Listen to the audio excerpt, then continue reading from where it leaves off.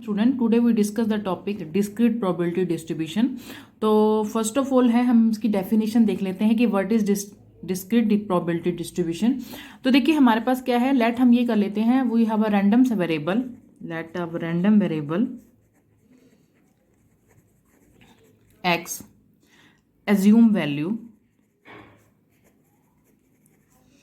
x1 x2 xn, यानी कि हमारे पास कोई रैंडम वेरिएबल है x और उसकी जो वैल्यू है x1 x2 xn है विद प्रोबेबिलिटी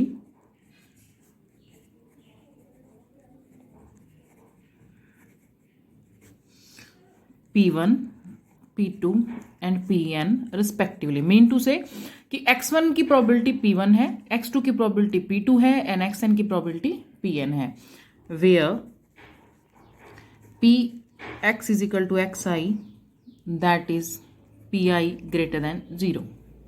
और हमारे पास कि अगर मैं इस पॉइंट पर इसकी वैल्यू लेती हूँ पी एक्स आई की, तो ये हमारे पास प्रोबेबिलिटी लेती हूँ, तो हमारे पास यानी एक्स आई के कॉरस्पॉन्डिंग हमारी P1 प्रोबेबिलिटी आएगी, x2 के कॉरस्पॉन्डिंग हमारी P2 प्रोबेबिलिटी आएगी। अगर मैं इसको एक्सपेंड करके लिखूँ इस तरीके से कि मेरे पास मान लीजिए मैंने x1 पॉइंट लिया तो मेरी प्रोबेबिलिटी बनेगी P1, और अगर मैं x2 पॉइंट लेती हूँ यहाँ पर तो मेरी प्रोबेबिलिटी क्या बनेगी P2 एंड सो ऑन। इस तरीके से जो मेरी प्रोबेबिलिटी बनेगी, और for each x I and जितनी भी हमारी प्रोबेबिलिटीज बनेंगी P1 P2 Pn, इनका जो सम है, the sum of all probabilities क्या हो जाएगा equal to 1। That is the discrete probability distribution. इसके बाद अगर ये जो हमारी कंडीशन होल्ड करती है, देन x हम ले लेंगे x1 x2 x3 and xn, और इसके कोरस्पॉन्डिंग जो हमारी प्रोबेबिलिटी रहेगी that is P1 P2 P3 and Pn। This is called discrete probability distribution। तो फिर से एक्सप्लेन कर देती हूँ। देखिए हमारे पास डिस्ट्रिक्ट प्रोबेबिलिटी डिस्ट्रीब्यूशन क्या रहता है कि अगर हमारे पास कोई रैंडम वेरिएबल है x और उसकी जो वैल्यू है that is x1 x2 xn, और हर एलिमेंट यानी हर जो वेरिएबल है उसके कॉरस्पॉन्डिंग हमारे पास कोई ना कोई प्रोबेबिलिटी आती है, तो जो फर्स्ट एलिमेंट के कॉरस्पॉन्डिंग प्रोबेबिलिटी होगी उसको हम P1 कह देंगे, जो सेकेंड क्या आएगी दैट इज P2, nth क्या आएगी दैट इज Pn, और फिर इसको हम कॉरस्पॉन्डिंग इस तरीके से लिख देंगे that is called discrete probability distribution. और आपको पता है किसी भी प्रोबेबिलिटी होती है उनका सम कितना होता है, 1 होता है, तो that is a definition of discrete probability distribution. अब जो हम प्रॉब्लम्स लेंगे वो इससे रिलेटेड ही लेंगे। इस तरह के टाइप के जो क्वेश्चंस आते हैं, देखिए उसमें है हमारे पास डायरेक्ट क्वेश्चन में ही मेंशन होगा कि आपको कि solve it by probability distribution. आपको इसके लिए आइडेंटिफिकेशन करने की कोई जरूरत नहीं है कि हमारा क्वेश्चन इस तरीके से ही डील करना है या हमें आइडेंटिफाई करना पड़ेगा। डायरेक्ट क्वेश्चन में ही मेंशन होगा कि हमें ये प्रॉब्लम गिवन है और आप इसको प्रोबेबिलिटी डिस्ट्रीब्यूशन से सॉल्व कीजिए। तो इसमें कुछ और बता देती हूँ, जैसे हमारे पास ये तो रही डिस्क्रीट प्रोबेबिलिटी डिस्ट्रीब्यूशन की डेफिनेशन। तो हमें कई बार ऐसा होता है यहाँ पर mean and variance find out करने के लिए बोल दिया जाता है कि find mean and variance in discrete probability distribution. तो देखिए हमारे पास है वी डिनोट द मीन। हम जो है मीन को किससे इंट्रोड्यूस करते हैं, म्यू से, एंड देखिए सिंबल है म्यू का, and define mu is equal to summation of P I X I upon P A. आपको पता है कि हम वैसे तो जर्नल जो है मीन को हम एक्स यूं लिखते हैं ना, एक्स मीन लिखते हैं, but in case of probability distribution हम उसे क्या लिखेंगे, म्यू लिखेंगे। और हमें पता है अभी मैंने बोला कि sum of all probabilities equal to 1, तो हमारे पास p क्या हो जाएगा दैट इज म्यू हो जाएगा, मतलब P I X I, because summation of P I is always equal to 1, कि सम ऑफ प्रोबेबिलिटी क्या होता है 1 होता है। तो मेरे पास म्यू की डेफिनेशन ऑलवेज क्या आएगी that is P I X I. यहाँ से मैं वेरिएंस की बात कर रही हूँ। अब देखिए वेरिएंस क्या रहता है हमारे पास दैट इज सिग्मा स्क्वायर। तो हमारे पास क्या होता है इसमें formula P I X I square minus of mu square. तो ये हमारे पास वेरिएंस रहता है। अगर वेरिएंस फाइंड आउट करने के लिए कहा जाए तो हम फॉर्मूला लगाएंगे P I X I square minus mu का स्क्वायर। तो अगर मैं अदर वर्ड्स में लिखना चाहूँ तो यूँ लिख सकती हूँ पी आई एक्स आई का स्क्वायर, और म्यू क्या था मेरे पास पी आई एक्स आई, तो summation of P I x का होल स्क्वायर। मतलब यहाँ से xi का स्क्वायर होगा और वहाँ से जो भी हमारे पास को मल्टीप्लाई करेगा टोटल का होल स्क्वायर होगा। तो यहाँ से अगर मेरे को स्टैंडर्ड डेविएशन की बात करूँ तो स्टैंडर्ड डेविएशन आपको पता है दैट इज क्या होता है सिग्मा, यानी कि स्क्वायर रूट ऑफ वेरिएंस। तो देखिए मैंने आपको यहाँ बता दिया कि अगर मेरे पास प्रोबेबिलिटी डिस्ट्रीब्यूशन में मीन फाइंड आउट करने के लिए आए तो हम फॉर्मूला लगाएंगे P I X I. Variance तो बहुत ज़्यादा ही आता है, मीन और वेरियंस तो बहुत ज़्यादा, स्टैंडर्ड डेविएशन कभी कभार आ जाता है। तो और ये देखिए ये जो आपका टॉपिक है वो एग्जामिनेशन पॉइंट ऑफ व्यू से बहुत इंपॉर्टेंट है। आई एम 101% श्योर इसमें से जरूर क्वेश्चन आता है एग्जाम में। पी आई एक्स आई का square minus P I X I का होल स्क्वायर, और हमारे पास स्टैंडर्ड डेविएशन हो तो दैट इज अंडर रूट, यानी कि जो भी इसकी वैल्यू आएगी उसको आप क्या कर दोगे अंडर रूट फाइंड आउट करोगे तो हमारे पास स्टैंडर्ड डेविएशन आ जाएगा। अब इससे रिलेटेड हम कुछ प्रॉब्लम ले लेते हैं। देखिए जैसे फर्स्ट प्रॉब्लम है 5 defective bulb are incidentally mixed with the 20 good one, कि 5 डिफेक्टेड बल्ब हैं वो किस तरीके से अचानक ही किस में मिक्स हो गए हैं हमारे गुड वन में। गुड वन मतलब हमारे अच्छे बल्ब्स में। It is not possible to look at the first sight. हम एक बार देखने के बाद ये डिसाइड नहीं कर सकते हैं कि वो जो बल्ब हैं वो डिफेक्टेड हैं या नहीं है। Find the probability distribution of the number of defective bulb. हमें क्या निकालना है, देखिए यहाँ वर्ड मैंने आपको बोला था ना कि इसके अंदर प्रोबेबिलिटी डिस्ट्रीब्यूशन डायरेक्ट आ जाएगा।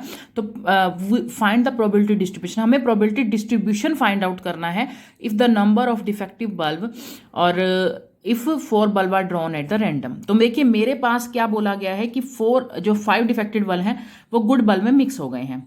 Second thing, it is not possible to, हम देखकर हम ये नहीं बता सकते हैं, यहाँ पर ना शायद मैं 20 गुड लिखा हुआ है ना, 20 गुड वन, यानी कि 20 बल्ब में मिक्स हो गए हैं। तो हम देखकर नहीं बता सकते हैं कि इसमें से कौन सा अच्छा है और कौन सा खराब है। तो हम क्या करेंगे, वो कहते हैं कि आप प्रोबेबिलिटी डिस्ट्रीब्यूशन के थ्रू ये हमें बताइए कि नंबर ऑफ डिफेक्टिव बल्ब क्या होगा अगर मैंने 4 बल्ब्स को बाहर फाइंड आउट निकालना है। तो देखिए इसकी प्रॉब्लम में हम क्या लेंगे, तो इसमें रहेंगे let X denote the number of defective bulb in 4। देखो मैंने ये बोला कि नंबर ऑफ डिफेक्टिव बल्ब क्या है हमारे पास 4 है, उन्होंने बोला ना 4 निकालने हैं। तो x मेरा वो नंबर है कि मैं ये कह रही हूं कि x भी denote the number of defective bulb in 4।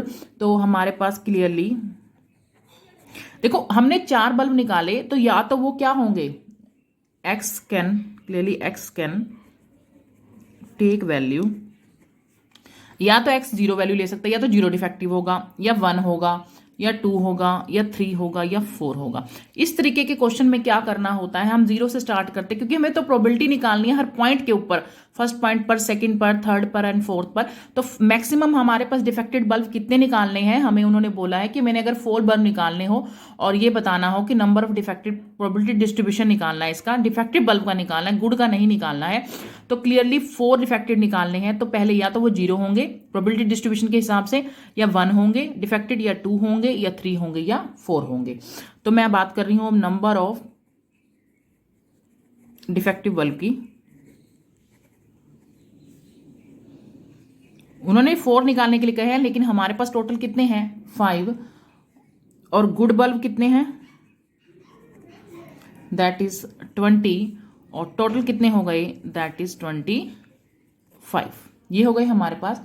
तो फर्स्ट केस ले रही हूं, मान लीजिए मैंने प्रोबेबिलिटी निकालनी है। मैंने आपको बोला, मैंने जब प्रोबेबिलिटी डिस्ट्रीब्यूशन की डेफिनेशन बताई थी तो मैंने आपको यही बताया था कि मुझे यहां पर पहले x1 निकालना है और x1 के कॉरस्पॉन्डिंग, यानी x कोई वैल्यू है एज्यूम करनी है, उसके कॉरस्पॉन्डिंग हमारे पास वेरिएबल आएंगे x1 x2 x3।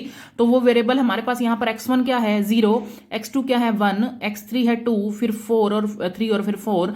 ये क्यों लिए हैं मैंने, क्योंकि मैंने हर पॉइंट के ऊपर उसकी प्रोबेबिलिटी फाइंड आउट करके दिखानी है कि अगर मेरे पास मान लीजिए 0 बल्ब होता तो मेरी प्रोबेबिलिटी क्या होती, अगर डिफेक्टेड, अगर मेरे पास 1 डिफेक्टेड होता मेरी प्रोबेबिलिटी क्या होती, 2 डिफेक्टेड होता तो मेरी प्रोबेबिलिटी क्या होती, 3 पर क्या होती, या 4 पर क्या होती। तो मैंने आपको जब डेफिनेशन बताई थी तो मैंने यहाँ x1 x2 x3 पॉइंट लिए थे, वो x1 x2 x3 ये सारे पॉइंट हैं। तो पहले मैं स्टार्ट कर रही हूँ 0 से कि मेरे पास मैक्सिमम देखिए 4 निकालने हैं, तो मैं 0 से स्टार्ट करूंगी कि फर्स्ट ऑफ ऑल कि मेरे पास कोई डिफेक्टेड बल्ब नहीं है, प्रोबेबिलिटी नो डिफेक्टेड। मैं ये लेकर चलती हूँ कि मेरे पास तो कोई डिफेक्टेड है ही नहीं, तो मेरे पास क्या हो जाएगा, मेरे पास क्या हो जाएंगे ऑल 4 गुड। तो सारे के सारे बल्ब क्या हो जाएंगे मेरे पास, अच्छे हो जाएंगे। अब देखो मैंने आपको बेसिकली भी बताया था कि जब भी हम इस तरह की प्रॉब्लम लेते हैं जहां पर हमें टोटल वैल्यू नहीं निकालनी, देखिए बल्ब हो गए हमारे पास ज़्यादा और निकालने हैं सिर्फ 4, तो उस केस में हमारे पास क्या होता है, कॉम्बिनेशन यूज़ होता है। तो मेरे पास ऑल गुड है, ऑल गुड है यानी कि देखो नॉट डिफेक्टिव मतलब तो ऑल गुड हो गए। तो गुड वाले बल्ब कितने थे 20, तो 20 में से मेरे तो कितने निकलेंगे 4 निकलेंगे, और टोटल कितने हैं 25, और 25 में से मेरे कितने निकलेंगे 4 निकलेंगे। तो इसका कॉम्बिनेशन कैसे खोलोगे, 20 फैक्टोरियल 4 फैक्टोरियल 20 माइनस 4 फैक्टोरियल, और नीचे 25 फैक्टोरियल 4 फैक्टोरियल और 25 माइनस 4 फैक्टोरियल। तो इसको जैसे ही आप सोल्व करोगे तो हमारे पास आएगा 969 अपॉन में 2530। Okay, that is the probability of 1 when there is no defected bulb, अगर कोई डिफेक्टेड बल्ब नहीं है। अब देखिए मैंने ले लिया x1 के लिए, तो मैं सेकंड पॉइंट लेने जा रही हूँ वेरिएबल x के कोरस्पॉन्डिंग। तो देखिए यानी इस प्रोबेबिलिटी को मैं क्या कहूंगी, अगर कहूँ तो इसको हमारे पास क्या होगा, अगर मेरे पास ये x1 है तो प्रोबेबिलिटी क्या हो जाएगी हमारे पास P1 हो जाएगी। नाउ अब हमारे पास x इजिकल टू 1 लिया, यानी प्रोबेबिलिटी ले ली कि मेरे पास 1 डिफेक्टिव था, और अगर देखिए निकालने तो 4 बल्ब हैं, डिफेक्टेड कितना है 1 है, तो 3 बल्ब क्या होंगे अच्छे वाले होंगे यानी गुड बल्ब, गुड वन। तो हमारे पास प्रोबेबिलिटी कैसे निकलेगी, देखिए डिफेक्टेड कितने हैं 5 में से कितने आउट करूंगी मैं 1, और मेरे पास गुड कितने हैं 20 में से कितने आउट करूंगी मैं 3, और टोटल कितना है 25C4, और टोटल में से कितने जाएंगे 4। तो देखिए इस तरह से ही आपको इसकी डील करने प्रोबेबिलिटी डिस्ट्रीब्यूशन के जितने भी क्वेश्चन आएंगे कि हमें जो है एक्स के यानी वेरिएबल के कोरस्पॉन्डिंग वैल्यूज बनाते जाना है और उस वैल्यूज को सॉल्व करते जाना है, यानी केसेस बनाने हैं हमें कि मैं तो पहले जो भी मेरे को फाइंड आउट करने हैं उसको मैं 0 से स्टार्ट करूंगी कि मैंने 0 लिया, फिर 1 लिया, फिर 2 लिया, फिर 3 लिया एंड 4 लिया, फिर हर पॉइंट के कोरस्पॉन्डिंग हमारे पास कोई ना कोई प्रोबेबिलिटी आ जाएगी। तो देखिए मैंने पहले लिया कि मेरे पास कोई डिफेक्टेड बल्ब नहीं था, अब मैं ले रही हूं मेरे पास 1 डिफेक्टेड बल्ब है, 1 डिफेक्टेड बल्ब है, तो यहां क्या हो जाएगा 5C1 यानी 5 फैक्टोरियल 1 फैक्टोरियल 4 फैक्टोरियल, यहां पर 20 फैक्टोरियल 3 फैक्टोरियल और 20 माइनस 3 फैक्टोरियल, यहां पे 25 फैक्टोरियल 25 फैक्टोरियल और 4 फैक्टोरियल और 21 फैक्टोरियल। तो व्हेन वी सॉल्व इट तो वी गेट वैल्यू 11402530। तो ये हमारी प्रोबेबिलिटी क्या हो गई P2 कोरस्पॉन्डिंग टू X2। अब नेक्स्ट प्रोबेबिलिटीज निकाल लेते हैं। तो देखिए हमारे पास हम पहुंच गए थे कि प्रोबेबिलिटी जब हमारे पास 1 डिफेक्टेड है, अब मैं प्रोबेबिलिटी फाइंड करूंगी जब मेरे पास 2 डिफेक्टेड होंगे, तो प्रोबेबिलिटी ऑफ 2 डिफेक्टेड। तो देखिए अब मेरे को 2 डिफेक्टेड निकालने हैं, तो देखिए 4 टोटल निकालने, बल्ब कितने हैं मुझे 4, और अब हमारे पास 2 डिफेक्टेड हैं, तो हमारे पास अगर 2 डिफेक्टेड हैं तो गुड कितने हो जाएंगे, गुड बल्ब कितने हो जाएंगे, वो भी 2 हो जाएंगे क्योंकि टोटल 4 निकालने हैं। तो मेरे पास प्रोबेबिलिटी क्या रहेगी, देखिए मेरे पास डिफेक्टेड थे 5, उसमें से मैंने कितने फाइंड किए 2, और मेरे पास गुड थे 20, उसमें से मैंने कितने फाइंड किए 2, और टोटल कितने हैं 25C4। तो इसकी प्रोबेबिलिटी फाइंड आउट कर दीजिएगा, दैट इज आ रही है 380 अपॉन में, देखिए कॉम्बिनेशन ओपन कर लीजिएगा इसका, तभी आपको आंसर मिलेगा रिक्वायर्ड। और मैंने आपको पहले ही बताया था कि कॉम्बिनेशन वहीं यूज होता है जहां पर टोटल क्वांटिटी में से कुछ कम क्वांटिटीज वैल्यूज फाइंड आउट करनी होती हैं। आगे है probability of x is equal to 3, तो मुझे 3 निकालनी है, मतलब मैं देखिए यहाँ पर मेरा फोकस गुड पर नहीं है, मेरा फोकस ये है कि मैंने डिफेक्टेड निकालने हैं। तो मेरा ये रहेगा कि डिफेक्टेड यहाँ लिखूंगी तो जितने बचेंगे वो तो गुड ही निकलेंगे ना। मैंने पहले निकाला, मैंने 2 डिफेक्टेड निकाले हैं, तो मेरे को पता 2 डिफेक्टेड, लेकिन मुझे निकालने 4 थे, तो मैंने 2 गुड निकाल लिए क्योंकि मुझे टोटल बल्ब ही 4 निकालने हैं। तो मेरे पास डिफेक्टेड के केसेस बनाऊंगी, मान लीजिए मैं 0 लेती हूँ, मैं 1 लेती हूँ, मैं 2 लेती हूँ, मैं 3 लेती हूँ या 4 लेती हूँ। अब मैं बात कर रही हूँ 3 डिफेक्टेड की। अगर मेरे पास 3 डिफेक्टेड हैं तो मेरे पास गुड कितने निकलेंगे, मेरे पास 1 ही निकलेगा। तो हमारे पास यानी कि टोटल 5 थे, 5 में से मेरे 3 निकल गए, और यहाँ पर मेरे 20 में से कितना निकलेगा 1, और इसकी प्रोबेबिलिटी क्या हो जाएगी, दैट इज 25C4। टोटल में से भी इतने निकलेंगे, तो that is 40 upon 2530। Now last that is the x is equal to 4, कि मेरे पास प्रोबेबिलिटी फाइंड आउट करनी है कि मेरे पास जितने भी बल्ब हैं वो सारे ही डिफेक्टेड हों, तो प्रोबेबिलिटी ऑफ 4 डिफेक्टेड।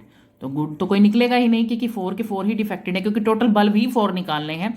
तो टोटल कितने थे, 5 थे एक डिफेक्टेड, उसमें से मैंने 4 निकाल दिए, तो टोटल में से भी कितने निकलेंगे, 4 निकलेंगे, तो 1/2,530। तो देखिए मैंने सभी की प्रोबेबिलिटी निकाल दी है। जब मेरे पास 0 डिफेक्टेड था, 1 डिफेक्टेड था, 2 था, 3 था और 4 था। तो मेरे पास प्रोबेबिलिटी डिस्ट्रीब्यूशन कैसे फाइंड आउट करोगे इसका, द प्रोबेबिलिटी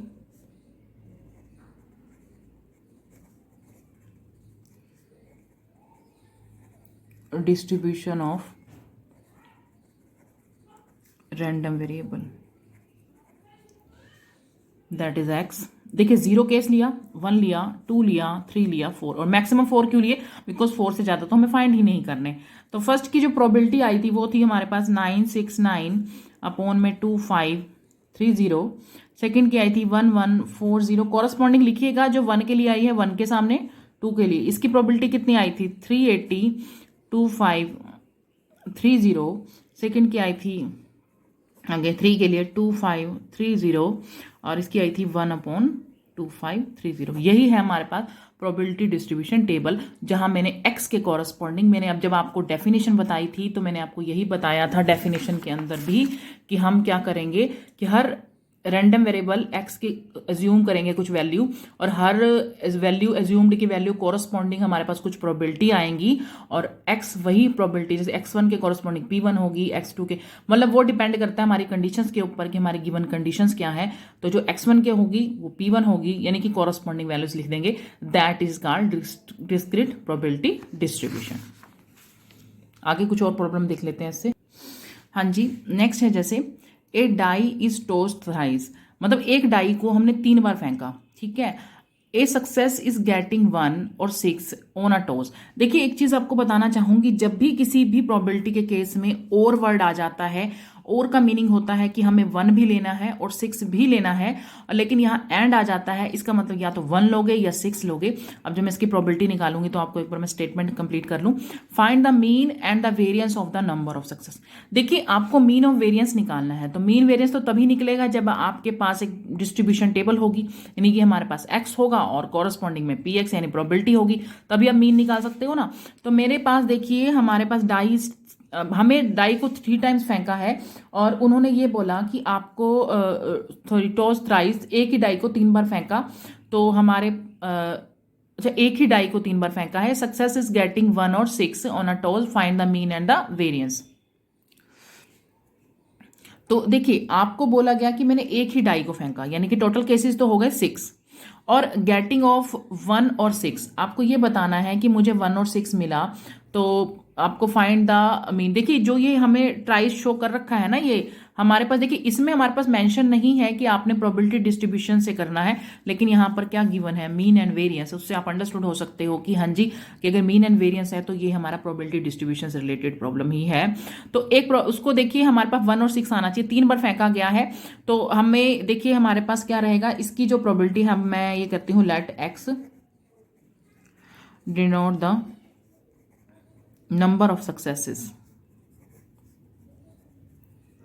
मैंने वहीं से x ले लिया, तो क्लियरली अब 3 बार फेंका है, तो देखिए क्लियरली x टेक वैल्यू, अगर 3 बार है या तो मैं 0 लूंगी वैल्यू, या 1 लूंगी, या 2 लूंगी, या 3 लूंगी, यानी कि हमारे पास सक्सेस या तो 0 टाइम आएगी, या 1 टाइम आएगी, या 2 टाइम आएगी, 3 टाइम आएगी। तो उन्होंने बोला है कि मैंने डाई को 3 बार फेंका, एक सक्सेस, अगर मान लो मेरे पास 1 आता है या 6 आता है, 6 आता है, तो मैं विन कर जाती हूँ, तो मेरी सक्सेस हो जाती है। बट अगर मैं इसके अलावा कुछ भी मेरे पास आता है, तो मेरा क्या हो जाता है, मैं गेम को लॉस कर जाती हूँ।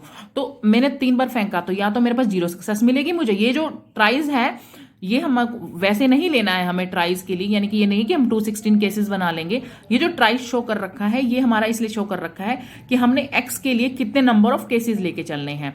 तो मैक्सिमम हमने 3 केसेस लेके चलने हैं, यानी 0, 1 और 2 और 3, और ये 1 और 6 की मैं प्रोबेबिलिटी निकाल लेती हूँ। क्लियरली x टेक वैल्यूज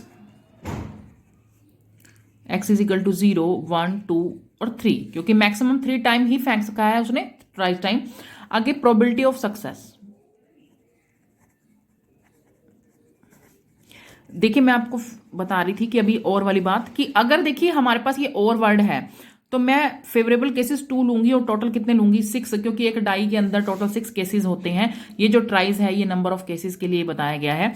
ये जो 2/6 है, अगर बाई चांस यहाँ 1 और 6 की बजाय 1 और 6 होता तो मैं 1/6 लेती, बिकॉज या तो 1 लेते हैं या 6 लेते हैं, तो या तो 1 में हमारा सक्सेस आता या 6 में सक्सेस आता। इस केस में यानी दोनों में ही आ सकता है। मान लो 1 आ जाएगा तो भी मेरा सक्सेस है, 6 आएगा तो भी मेरा सक्सेस है। तो फेवरेबल केसेस बन गया 2 और टोटल बन गए 6। तो मेरे पास क्या हो गया, प्रोबेबिलिटी ऑफ सक्सेस हो गई 1/3। अब प्रोबेबिलिटी अगर ये सक्सेस की है तो आपको पता है कि प्रोबेबिलिटी ऑफ फेलियर कैसे निकाला जाता है किसी भी चीज का, कि मैं 1 में से उसको माइनस कर दूं तो मेरे पास क्या आ जाएगा, प्रोबेबिलिटी ऑफ फेलियर आ जाएगा, दैट इज 2/3। तो ये सक्सेस का है और ये क्या है, फेलियर के लिए है। नाउ अब मेरे पास उसने टाइम फेंका है, यानी 3 बार फेंका है, तो मैं पहले लेके चलती हूँ कि जब उसने 0 टाइम मेरे पास x = 0 है, यानी उसे कोई सक्सेस नहीं मिली है। प्रोबेबिलिटी यानी कि नो सक्सेस।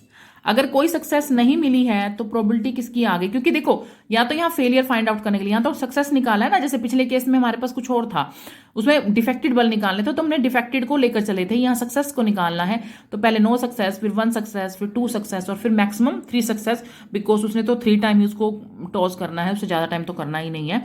तो नो सक्सेस यानी कि हमारे पास ऑल क्या हो गए, फेलियर। तो हमारे पास आ जाएगा 3C0। अब देखो 3C कॉम्बिनेशन लिखने के बाद हमारे पास क्या हो जाएगा, देखिए सारे ही फेलियर हैं। कितने फेलियर हैं, मैक्सिमम 3 ही ले सकते हैं ना।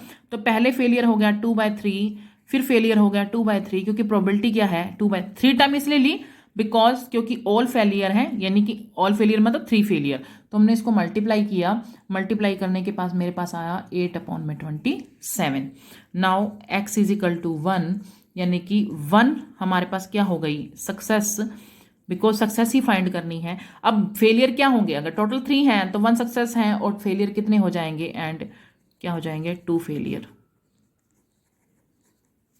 तो मेरे पास सक्सेस के लिए यानी कि 1 सक्सेस हो गई। तो 1 सक्सेस के लिए क्या हो जाएगा, मेरे पास प्रोबेबिलिटी क्या है सक्सेस की 1/3 और फेलियर की क्या थी 2/3। तो इसका कॉम्बिनेशन भी ओपन कर लीजिएगा। तो यहाँ पर आ गया हमारे पास 12/27। नेक्स्ट पॉइंट लिया मैंने x = 2, यानी कि मेरे पास क्या हो गई 2 सक्सेस हो गई और एंड 1 फेलियर हो गया।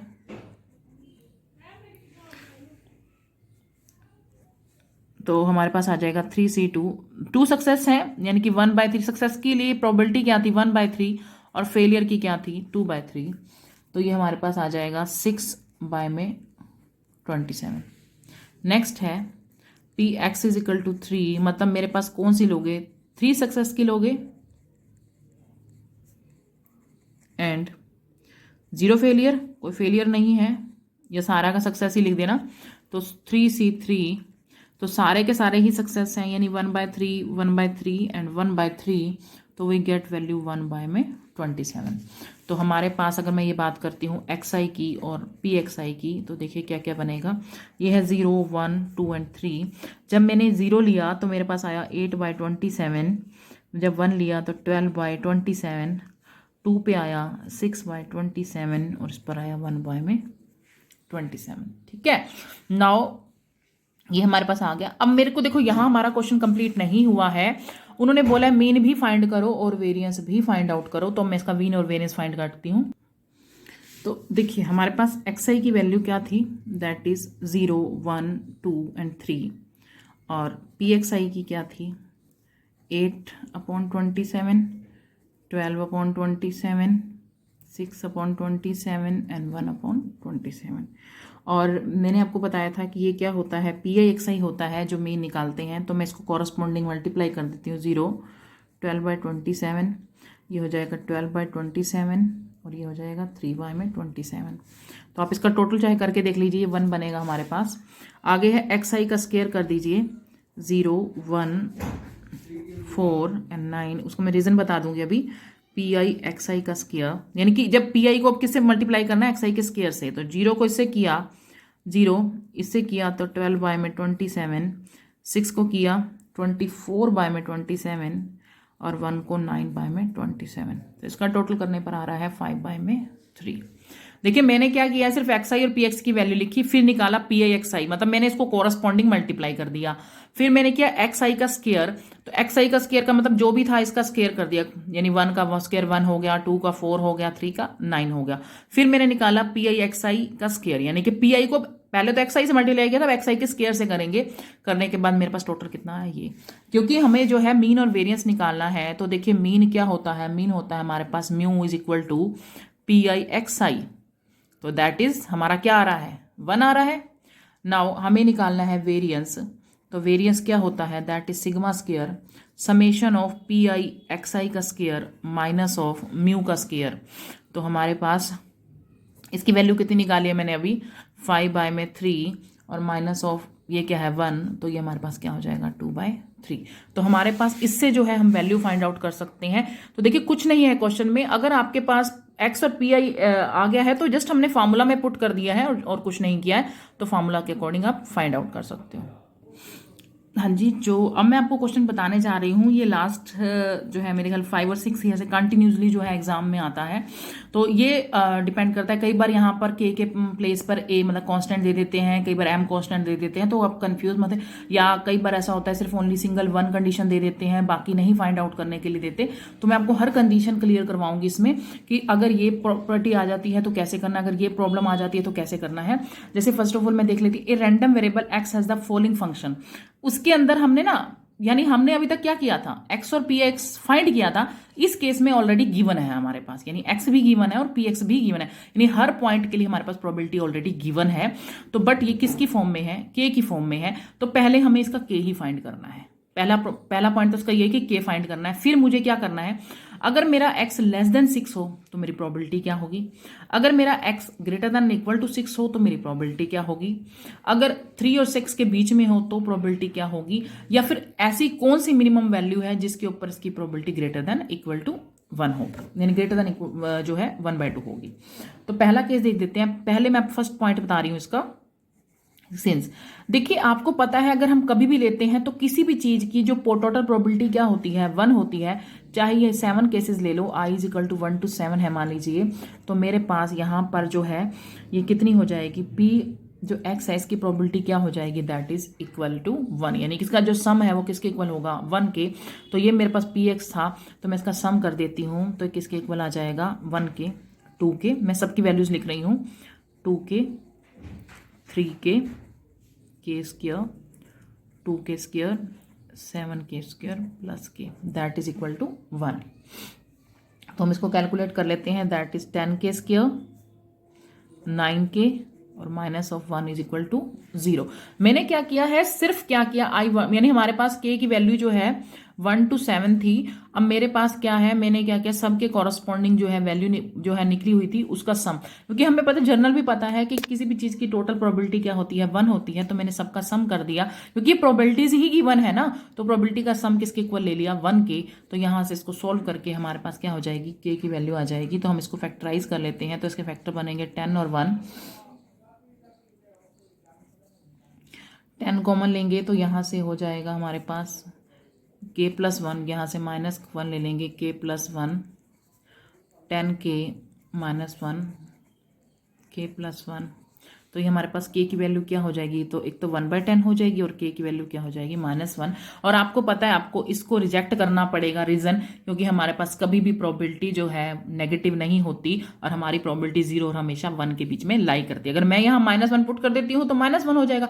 आपको पता है किसी भी चीज की प्रोबेबिलिटी नेगेटिव नहीं होती है, तो इसको इग्नोर कर देंगे। दैट्स मीन हमारे k की वैल्यू क्या हो गई, 1/10। यही हमारा फर्स्ट पॉइंट था कि आपने k की वैल्यू फाइंड आउट करनी थी, कि अगर मेरे पास ये x है और उसके कोरस्पॉन्डिंग ये उसकी प्रोबेबिलिटी है, तो आप k की वैल्यू फाइंड आउट करो। और हमें एक जनरल बेसिक रूल पता है कि किसी भी चीज की प्रोबेबिलिटी जो होती है उनका सम कितना होता है, 1। तो मैंने जस्ट क्या लिया है, सम लेकर उसको कैलकुलेट कर लिया है।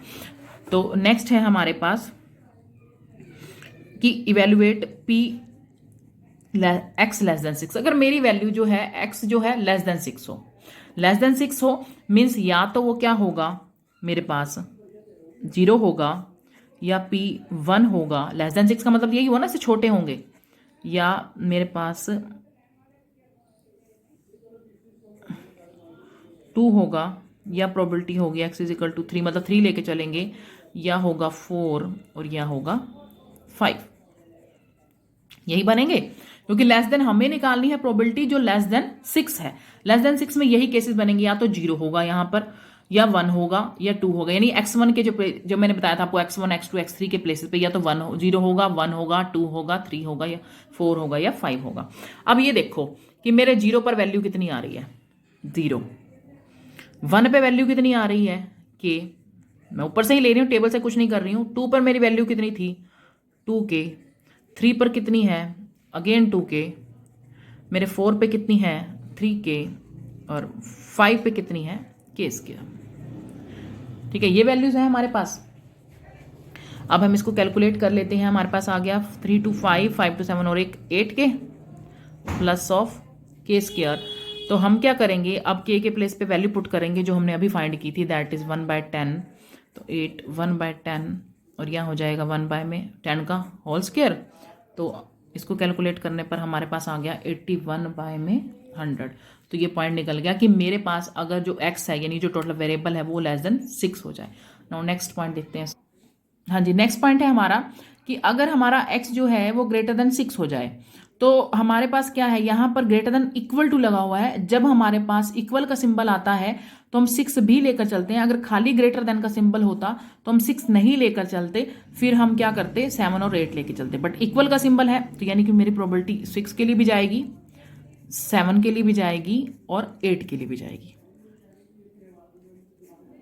फिर से रिपीट कर रही हूं कि अगर इक्वल का सिंबल है तो 6 लेना है, अगर इक्वल का सिंबल नहीं है तो उससे जो लार्जर टर्म है वो लेनी है, यानी बड़ी वाली टर्म है वो लेनी है आपको, जो उससे बड़ी टर्म्स है। तो 6 पर जो हमारी वैल्यू कितनी थी वो पुट कर लीजिए x ग्रेटर देन 6 पे। हाँ जी, मैं ना एक बार वो स्टेटमेंट इधर उधर हो गई थी। p x ग्रेटर देन 6 है ना, तो आपके पास है p ग्रेटर देन 6 है, तो मैंने आपको बोला था कि 6 के लिए लेना है, और 7 और 8 बाई चांस मैंने मिस्टेक से लगा दी क्योंकि हमारे पास टर्म ही टोटल 7 है, तो हम उसको तो ले ही नहीं सकते 8 को। तो देखिए 6 है ना, तो 6 पे हमारी वैल्यू कितनी आ रही है, दैट इज 2k स्क्वायर, और इस पे आ रही है 7k स्क्वायर प्लस k। तो ये टोटल कितना हो जाएगा, that is 9k square plus of k। अब हम क्या करेंगे, k की जगह क्या पुट करना था, 1/10। तो 1/10 का होल स्क्वायर प्लस 1/10, तो इसे हम सॉल्व कर देते हैं। तो ये आ जाएगा 9/100 plus 1/10, that is 19/100। Now next था हमारे पास p जो है हमारा 3 और 6 के बीच में लाई कर रहा है। अब फिर से मैं आपको इक्वल सिंबल के बताती हूँ। देखिए हमारे पास ये बोला कि 3 जो है, ये जो x है वो 3 और 6 के बीच में लाई कर रहा है। 3 और 6 के बीच में लाई कर रहा है, 3 से तो ग्रेटर है क्योंकि 3 में इक्वल सिंबल, 6 को हम लेना पड़ेगा क्योंकि यहाँ इक्वल लगाया हुआ है। तो मेरे पास क्या हो जाएगा, x इज इक्वल टू 4। 3 क्यों नहीं लिया, क्योंकि यहाँ इक्वल का सिंबल नहीं था। x इज इक्वल टू 5, और 6 क्यों लिया, बिकॉज यहाँ इक्वल का सिंबल था। देखिए यहाँ ग्रेटर का सिंबल है तो ग्रेटर लिया यानी से बड़ा लिया, और 6 लेना पड़ा क्योंकि यहाँ इक्वल था, क्योंकि 6 के इक्वल भी मुझे 6 के इक्वल भी लेकर चलना था। अब तीनों की वैल्यू पुट कर देते हैं। तो जो मेरे पास 4 की वैल्यू है, 4 है मेरे पास 3k, 5 है मेरे पास k स्क्वायर, और 6 है 2k स्क्वायर। तो अपने पास हो जाएगा 3k प्लस 3k स्क्वायर। फिर से हम किसकी वैल्यू पुट कर देंगे, 10 की, k की वैल्यू, तो 1/100 हो गई। तो ये हमारे पास कितना हो गया, 33/100। एंड लास्ट पॉइंट जो बहुत इंपॉर्टेंट है इसमें, वो था हमारे पास कि आपने वो मिनिमम वैल्यू निकालनी है जिसके ऊपर इसकी वैल्यू क्या हो जाए, ग्रेटर देन 1/2 हो जाए। यही बोला गया था लास्ट पॉइंट में कि ऐसी मिनिमम वैल्यू निकालो जिसके ऊपर इसकी वैल्यू ग्रेटर देन 1/2 हो जाए। तो मैं स्टार्ट करती हूँ, हम क्या नाम है 1 से, बिकॉज 0 पर तो हमारी वैल्यू 0 थी तो मैं उस पर लूंगी नहीं। तो मैंने स्टार्ट किया 1 से कि मान लीजिए मैंने यहाँ पर लेस देन इक्वल में 1 ले लिया, लेस देन इक्वल टू 1 है, मुझे क्या करना पड़ेगा, मतलब मैं x इज इक्वल टू 0 भी लूंगी और x इज इक्वल टू 1 भी लूंगी। तो 0 पर वैल्यू थी 0 और 1 पे कितनी थी k, दैट्स मीन 1/10। तो क्या 1/2 जो 10 है वो ग्रेटर देन है, नहीं ना, लेस देन है, तो ये तो पॉसिबिलिटी नहीं हुई, यानी ये वैल्यू तो हम ले नहीं सकते। फिर मैंने ले लिया पॉसिबिलिटी के लिए 2 कि मैं ये लेकर चलती हूँ कि मेरे पास x के प्लेस पे, क्योंकि उन्होंने बोला है कि हमें वैल्यू x की निकालनी है, मुझे नहीं पता। देखो x ये 1 है, 2 है, 3 है, तो मुझे सब पे चेक करना पड़ेगा। तो मैंने ये लेके दिया, मेरे पास स्मॉल x है, मान लीजिए मैंने 1 लिया, तो यानी कि लेस देन इक्वल था, मेरे पास 0 1 हो जाएगी पोजीशन, तो मैंने पुट कर दी। अब मैं ले रही हूँ 2 के लिए कि मैं मानकर लेट करके चलती हूँ कि ये x है ना, स्मॉल x, ये वही तो पॉइंट है 1 2 3, तो मैंने ये लेके चली कि यहाँ पर तो 2 है मेरे पास। तो केस बन जाएगा, या तो 0 वैल्यू लेनी पड़ेगी प्रोबेबिलिटी की, या 1 लेनी पड़ेगी, या फिर 2 लेनी पड़ेगी। आपको पता है 0 पर तो 0 है, 1 पे k है और 2 पे 2k है, दैट इज 3k। तो बन गया 3/10, दिस इज लेस देन 1/2, यानी ये भी मेरा x नहीं बनता है। अब मैं ले रही हूँ x की वैल्यू लेस देन 3 पे, लेस देन 3 ले रही हूँ, less than equal to 3, sorry equal इसलिए लिया है क्योंकि यहाँ मेंशन है, यहाँ नहीं मेंशन होता तो लेस ही लेकर चलते। तो 0 1 x is equal to 2 and x is equal to 3। 0 पे तो 0 है, 1 पे कितनी थी हमारी k, फिर है 2k और फिर से है 2k, 2 to the 4 और ये क्या हो गया 5k, तो दैट इज 5/10। तो 5/10 क्या होता है 1/2 है, ये भी इक्वल है, लेस तो नहीं कह सकते क्योंकि 1/2 इज इक्वल टू 1/2 आ रहा है, इक्वल है, बट हम ये नहीं कह सकते कि ग्रेटर देन है। ठीक है, इक्वल का सिंबल लगा लेते हैं। आगे है हमारे पास लेस देन इक्वल टू 4, तो 4 के लिए मेरे पास क्या आ जाएगा, या तो 0 लेस देन, हमने लिया, मैंने इस x की जगह क्या ले लिया 4 ले लिया, तो यानी x लेस देन 4 के लिए क्या कंडीशन बनती है, या तो वो 0 होगा, 1 पे पॉसिबिलिटी होगी, या 2 पे, या 3 पे, या 4 पे। अब देखो 0 पे तो है 0, 1 पे था k, 2 पे है 2k, 3 पे भी 2k और 4 पे है 3k, 3 to 5 to 7 और एक 8k। मैंने सब्स्टिट्यूट कर दी वैल्यू, तो क्या बन गया 8 बाय, यानी क्या हो गया 4/5, तो ये क्या हो गया हमारे पास ग्रेटर देन 1/2, तो हमारे पास क्या होगा, ये ग्रेटर देन 1/2 हो गया। तो अब हम कह सकते हैं कि ये क्या है ग्रेटर देन, यानी कि ये बनेगा 0.8 और ये बनेगा 0.5, तो ये ग्रेटर देन वैल्यू आ गई, यानी मेरे पास स्मॉल x आ गया ना, कि जिसके ऊपर ये वैल्यू ग्रेटर देन 1 आ रही है। तो मैं कह सकती हूँ कि p लेस देन x किसके इक्वल है 4k, यानी x की वैल्यू किसके इक्वल है 4k। तो 4 पर ये वैल्यू क्या आ रही है ग्रेटर देन 1/2 आ रही है। तो देखिए कई बार ऐसा होता है, जरूरी नहीं है कि हमारे को यही केस दे दिया जाए 1/2, कई बार यहाँ 1/4 दे देते हैं, 1/6 दे देते हैं, तो वो डिपेंड करता है। देखिए आपने तो पॉसिबिलिटी निकालनी, हमने तो केसेस लेने हैं, मैंने तो सब कुछ प्रूव करके दिखा दिया कि मैंने 1 के लिए भी ली, 2 के लिए ली, 3 के लिया, 4 के लिए लिया। अगर इन केस यहाँ भी मेरी कंडीशन होल्ड नहीं करती तो मैं 5, क्योंकि हम तो 7 तक जा सकते हैं ना, क्योंकि हमारे पास 7 टोटल केसेस हैं, तो मैंने सबके लिए पॉसिबिलिटी, लेकिन एट पॉइंट 4 पे मेरी पॉसिबिलिटी जो है आ गई है। तो वो डिपेंड करता है कि वो क्या गिवन कंडीशन देते हैं, उसके अकॉर्डिंग ही आपको क्वेश्चन फाइंड आउट करना पड़ेगा।